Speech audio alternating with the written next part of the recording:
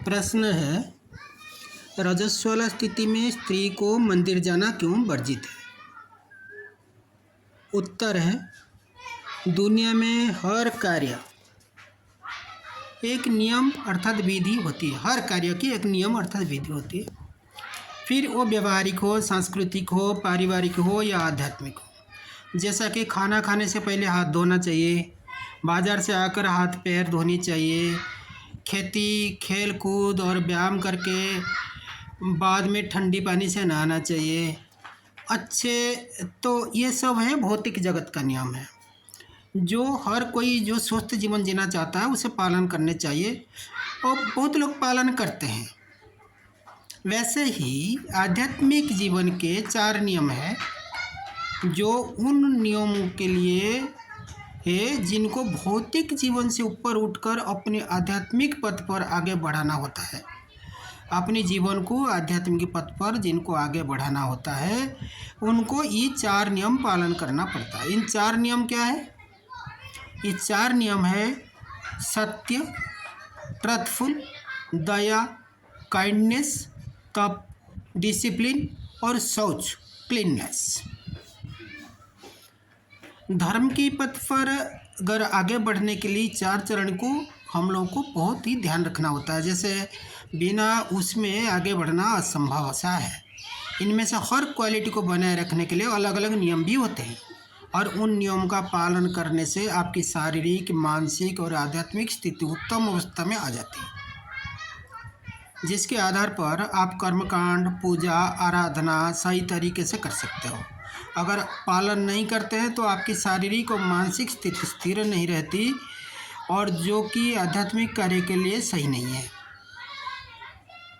शास्त्र ये कहता है कि हमारा शरीर जो 5 महाभूतों से बना है वो नियमित रूप से कुछ द्रव्य को शरीर से बाहर निकलता रहता है और जब हमारा शरीर किसी द्रव्य को बाहर फेंकता है तो उसका मतलब है कि द्रव्य शरीर के लिए अनुपयोगी है और वो अनुपयोगी जो शरीर का द्रव्य है वो शरीर का कूड़ा है। वैसे ही जैसे कोई फैक्ट्री अपने प्रोडक्शन यूनिट के एंड में मेन उत्पादों के सिवा कुछ प्रोसेस द्रव्य होते हैं जिसको कूड़े में फेंक देती है या निकाल देती है, तो हमारा शरीर भी एक जीवंत फैक्ट्री है, मशीन के समान है और इसमें से नियमित ऐसे द्रव्यों का निकाल होता रहता है। जैसे कि अलग अलग रूप में होता है, जैसे कि पसीना, उबासी, मल मूत्र, बाल, नाखून, खून और बहुत से द्रव्य हैं जो शरीर से निकालता रहता है। तो शास्त्र कहता है कि जितनी भी बार हमारे शरीर इन द्रव्यों को निकाल करता है, उनका त्याग करता है, उतनी बार हमारे शरीर को शुद्ध करने की ज़रूरत है। इस बात को समझना होगा कि जिस प्रकार मानव शरीर मल मूत्र त्याग करता है, पसीना त्याग करता है, बाल बढ़ता है, नाखून बढ़ता है, तो उसी प्रकार महिलाओं की जो रजस्वला के समय वो मल त्याग करती है। उनकी उधर से जो खून निकलता है वो मल की समान है, वह पवित्र है, अशुद्ध है। ठीक है, उसको आप कोई भी तर्क रखना और कुतर्क करके कोई शुद्ध नहीं कर सकता है। जो है वो है। शरीर से कोई चीज़ अगर बाहर फेंक देता है, इस शरीर एक फैक्ट्री के समान है, एक जीवंत फैक्ट्री है। जिस प्रकार फैक्ट्री से गंदे पानी नाले में बहा दिया जाता है, कूड़े कबाड़ा जो अदरकारी चीज़ है, जैसे कोई चीज़ कोई उत्पाद के बाद प्रोसेस की समय जो भी अदरकारी चीज़ है उसको बाहर फेंक दिया जाता है। शरीर इसी प्रकार मल मूत्र और अनावश्यक चीज़ें जो शरीर का अनुपयोगी है उसको बाहर फेंक देता है। इसी प्रकार महिलाओं की जो भी उनकी जो रजस्वला के समय जो खून निकलता है वो मल के समान है। इस चीज़ को तो मन में पूरा पक्का कर लेना चाहिए और इसको मानना चाहिए। इसके ऊपर कोई कुतर्क करके उसको सही साबित करना ये बेवकूफ़ी वाली बात है। ये चीज़ की समझ होनी चाहिए। तो इस शुद्धिकरण के लिए जो अशुद्ध चीज़ें हमारे शरीर से निकलती है, जिसकी शरीर को ज़रूरत नहीं है, चाहे पसीना हो, मल मूत्र हो, बाल हो, नाखून हो, जब ये शरीर से हम अलग करते हैं, जब जो शरीर उसको बाहर फेंक देता है, शरीर से अलग हो जाता है, तो उसके बाद वो शरीर को जैसे हम शुद्ध करना चाहिए, तो शास्त्र में शुद्धिकरण की अलग अलग विधि दी गई है। जैसे कि उबासी आने पर मुंह पे आगे चुटकी बजाने का विधान है। मूत्र त्याग के बाद हाथ पैर और मुंह धोने का विधान है। ज़्यादा पसीना आने पर और मल त्याग के बाद संपूर्ण स्नान का विधान है। और यही विधान बाल और नाखून काटने के बाद भी है। यह तो हुई वो चीज़ है जो कुछ हद तक हमारे कंट्रोल में है। अब कुछ और अवस्थाएं भी हैं जो हमारे कंट्रोल में नहीं है, और उसमें प्रैक्टिकल ही हम अपने आप को शुद्ध नहीं रख सकते। उनमें से एक है शरीर को किसी भी अंग से अचानक रक्तस्राव। इस अवस्था में या खुले रक्त लेकर हम मंदिर के अंदर जाने के प्रावधान नहीं है। उस पर हम शौच नहीं माने जाएंगे, अशौच माने जाएंगे, अशुद्ध माने जाएंगे। और उसके बाद आता है महावारी चक्र यानी राजस्वला यज्ञ।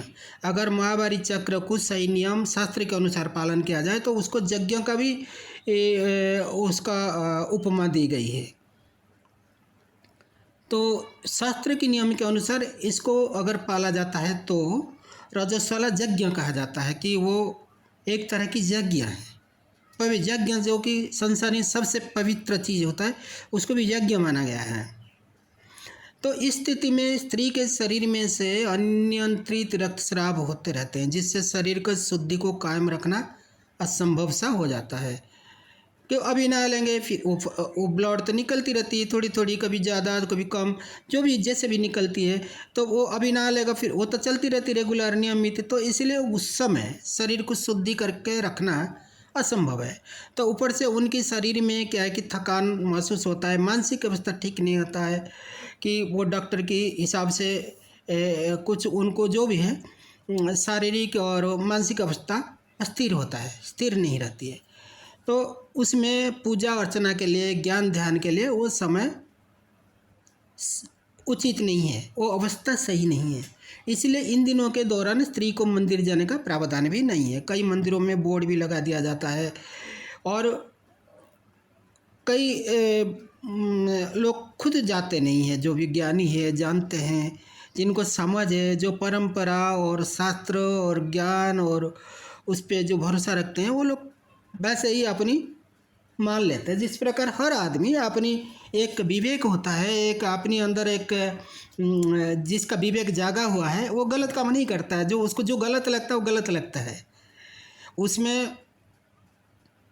परंतु कुछ लोग है जो इसको तर्क में ले लेते हैं, क्योंकि जहाँ भक्ति है वहाँ तर्क नहीं होता। भक्ति में तर्क का कोई स्थान नहीं है।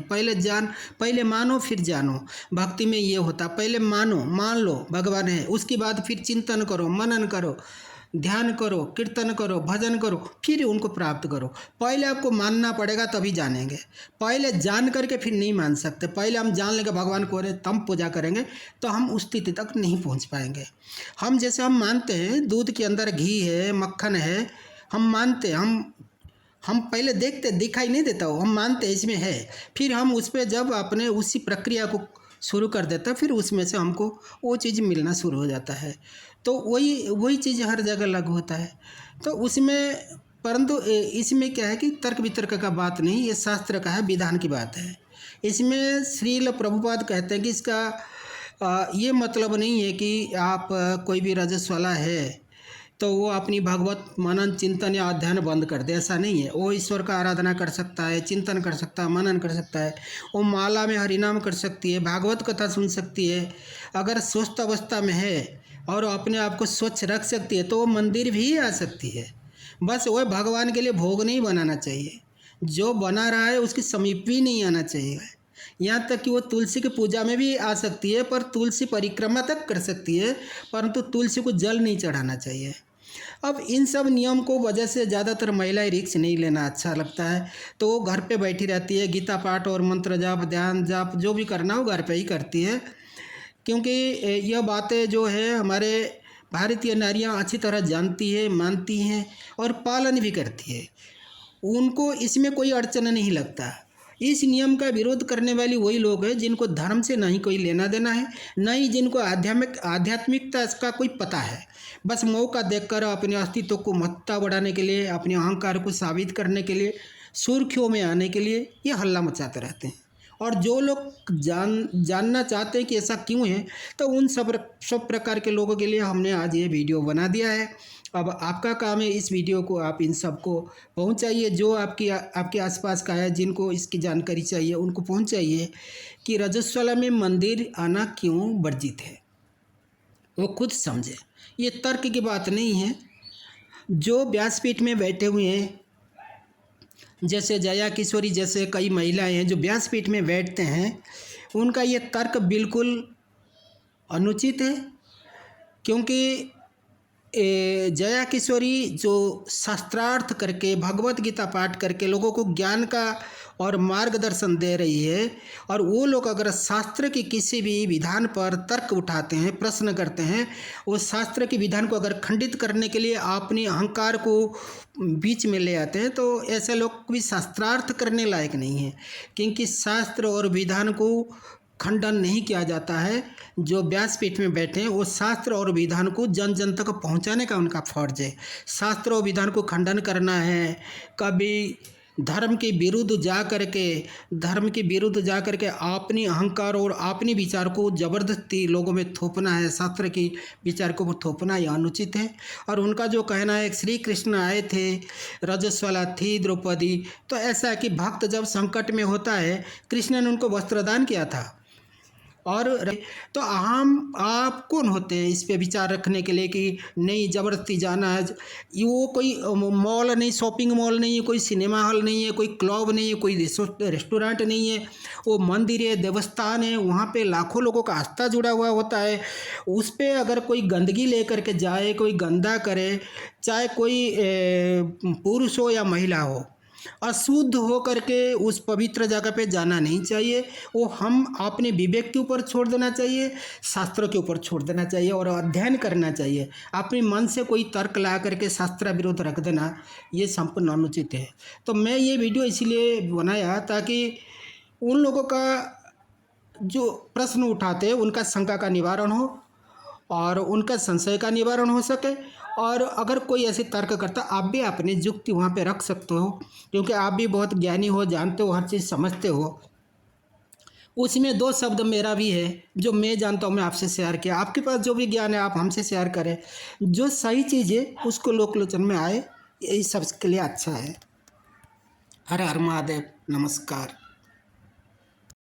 रजस्वला स्त्री। इस्लाम में रजस्वला स्त्री को उन दिनों तक अशौच माना जाता है जब वह मासिक धर्म की अवस्था में होती है। उसके दौरान वह देवशास्त्र और गुरु के दर्शन नहीं करती है और अलंकार आदि नहीं करती है। इस्लाम में रजस्वला स्त्री को 3 दिन तक स्नान, अलंकार आदि नहीं करने की सलाह दी जाती है। उसके बाद वह शुद्ध होकर गृह कार्य, देव पूजा, गुरुपास्ती आदि कार्यों को कर सकती है। ईसाई धर्म में भी रजस्वला स्त्री को उन दिनों तक अशौच माना जाता है जब वह मासिक धर्म की अवस्था में होती है। उसके दौरान वह ब्रह्मचर्य का पालन करती है और अन्य किसी का स्पर्श नहीं करती है। ईसाई धर्म में भी रजस्वला स्त्री को 3 दिन तक स्नान, अलंकार आदि नहीं करने की सलाह दी जाती है। उसके बाद वह शुद्ध होकर गृह कार्य, देव पूजा, गुरुपास्ती आदि कार्यों को कर सकती है। इस तरह दोनों धर्मों में रजस्वला स्त्री को अशौच माना जाता है और उसके दौरान विशेष नियमों का पालन करने की सलाह दी जाती है।